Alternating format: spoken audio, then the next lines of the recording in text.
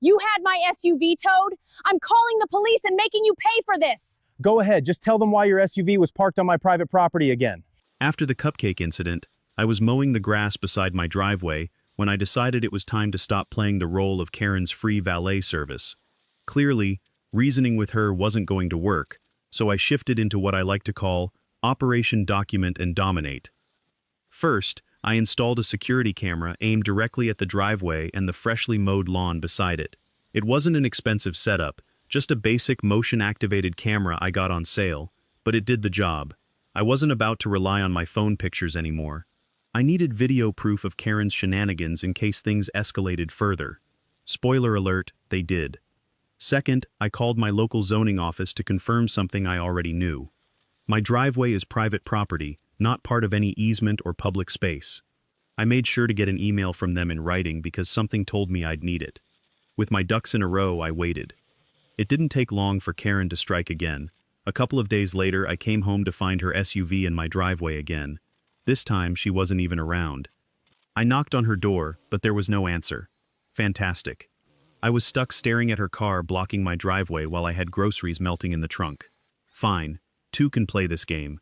I parked my car directly behind her SUV, trapping it in the driveway. If she thought I was going to waste my evening hunting her down to move it, she had another thing coming. I left a note on her windshield that said, "Hi Karen, since you've made yourself comfortable in my driveway, I hope you don't mind if I make myself comfortable blocking you in. Let me know when you're ready to talk like an adult," smiley face. Then I went inside, grabbed a snack, and settled in for some Netflix. About 2 hours later, there was a pounding on my front door. Guess who? Karen was standing there looking like she had just emerged from a particularly grueling PTA meeting. Her face was red, her arms were flailing, and her voice was already at a decibel level typically reserved for emergency alarms. "You can't block me in," she screeched. "That's illegal." I leaned against the door frame, doing my best impression of someone who has all the time in the world. "You're right, Karen. Blocking someone's car on private property is illegal. You know what else is illegal? Trespassing, which is what you're doing every time you park in my driveway." She sputtered, clearly not expecting me to throw actual logic into the mix. "But it's not trespassing. I told you, this driveway isn't even private property." I held up my phone, where I'd conveniently pulled up the email from the zoning office. "According to the city, it is. Would you like me to forward this to you, or maybe the police?"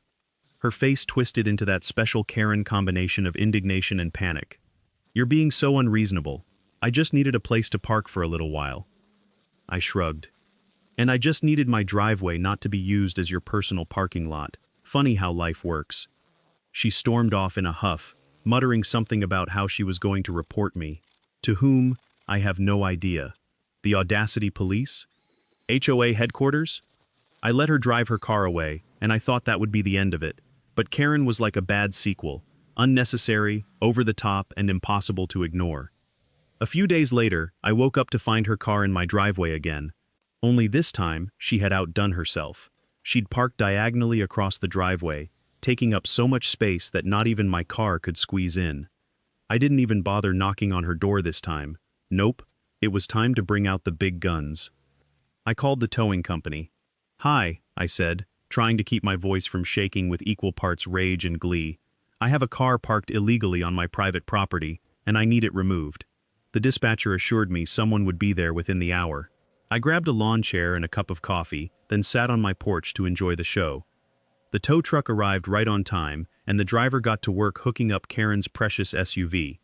Just as he was about to drive off, Karen burst out of her house like a tornado in Lululemon.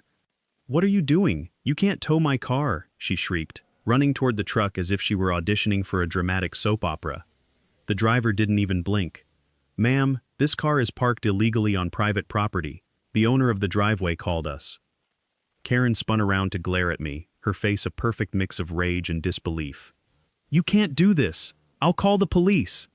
I raised an eyebrow. "Please do. I'd love to explain to them why your car keeps trespassing on my property." She tried bargaining with the tow truck driver, then pleading, then yelling. None of it worked. Within minutes, her car was gone, leaving Karen standing in my driveway, slack-jawed and fuming. Later that evening, I got a knock on the door. Not from Karen this time, but from one of my neighbors. Apparently, Karen had been going door to door trying to rally the neighborhood against me. She said you're harassing her and abusing your power as a property owner, the neighbor explained, looking both amused and exasperated. But honestly, everyone knows what she's like. We've all dealt with her nonsense. Turns out Karen had pulled similar stunts with other neighbors, blocking their driveways, using their trash bins, even letting her dog do its business on their lawns. Nobody had stood up to her until now. By the next day, word had spread, and Karen had gone into full damage control mode. She stopped parking in my driveway, but not before leaving me a passive-aggressive note. I hope you're happy ruining your neighborly reputation. Some people are so selfish. I framed it. Would you have called the tow truck too? Comment tow it below, share this with someone who's dealt with an entitled neighbor, and follow for part 3, because Karen's next move brought the police straight to my door.